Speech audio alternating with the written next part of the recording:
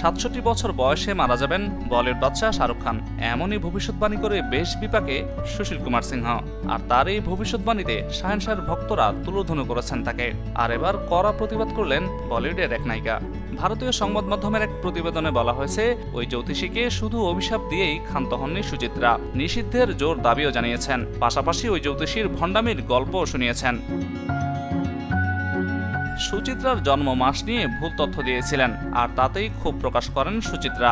বলেন তাদের চ্যানেল কর্তৃপক্ষ ব্যবহার করেন নিজেদের সুবিধার্থে, আর তারাও ভুলভাল কথা বলেন সস্তা বাজিমাত করতে।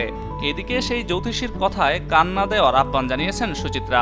তার দাবি, নিছক আলোচনায় আসতে তারকাদের নিয়ে তিনি কথা বলেন, সেই সঙ্গে তাদের নিয়ে অনুষ্ঠান করা চ্যানেলকেও সতর্ক হতে বলেন, নইলে ভবিষ্যৎ বিপজ্জনক হবে বলেও তিনি মন্তব্য করেছেন।